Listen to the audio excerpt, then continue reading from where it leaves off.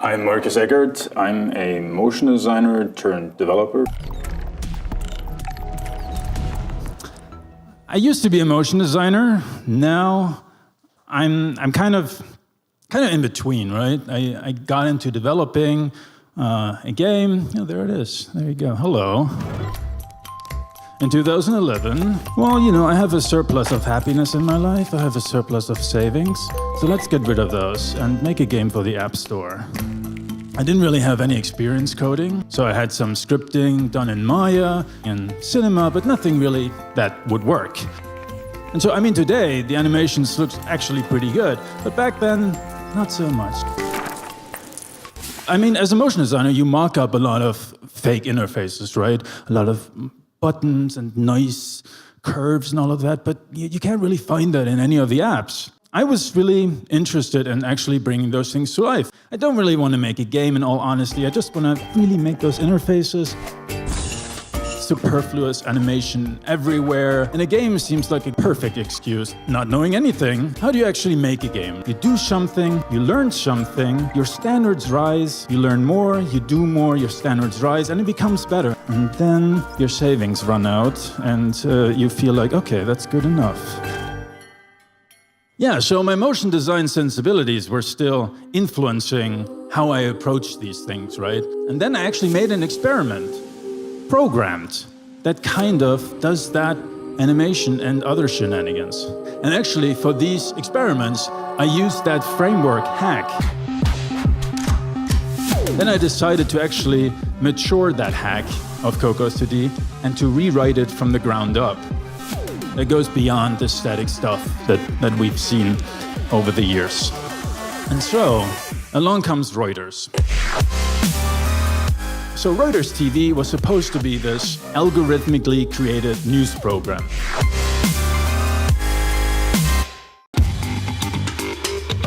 This now is rendered on the device. I know you didn't notice. That's the idea behind it. There's this completely over-the-top switching animation here. There is a little bit of parallax. Whoops. The heart of this is, right, those clips stitched together into a news show. And this, to my surprise, actually still works. I think we're transitioning to having better animations in code, but we're still in this weird in-between phase where there isn't really a tool out there like After Effects, but for the iPhone but for Android.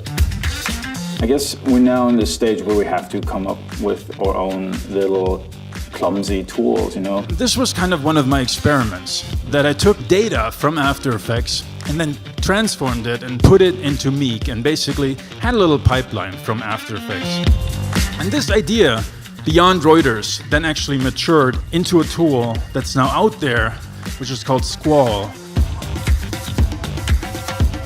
So basically, is a tool that translates After Effects animations from iOS to code. Squall then really tries to be that bridge between the motion designer and the developer.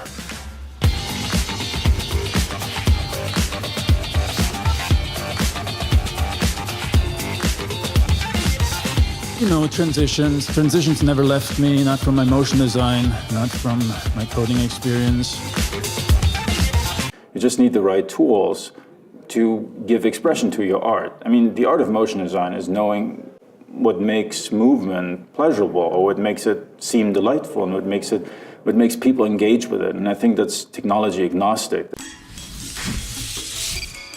It's knowledge that's close to your heart. It doesn't really matter what technology you use to express it in. And so I think technology is just the canvas of your expression in that way.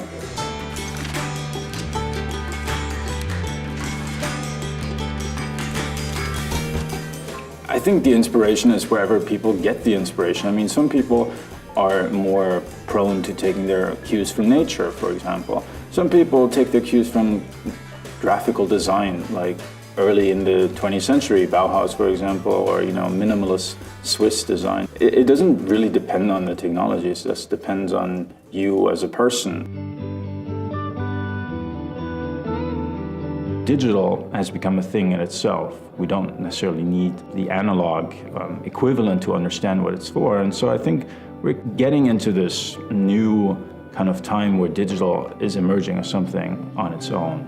And we know how to interact with these things without needing those analog crutches. And you can take some cues. For example, the desktop metaphor was one of the early real-time adaptations of something analog to the digital because we were comfortable with it and we needed it. And same goes for the early iPhone, had like leather stitching in the calendar app. We don't need these things anymore.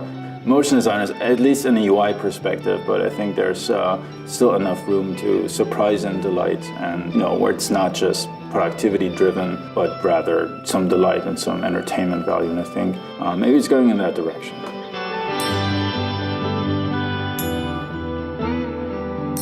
The right kind of animation is important. You don't want to go overboard. You want to do it in a way that that helps the user actually understand the interface and understand the possibilities. Here you can see this is a little curtain animation. Or, transitions. Transitions never left me, not from my motion design, not from my coding experience. So I think it's going to be less UI and more just trying to know what you want before you actually know it yourself.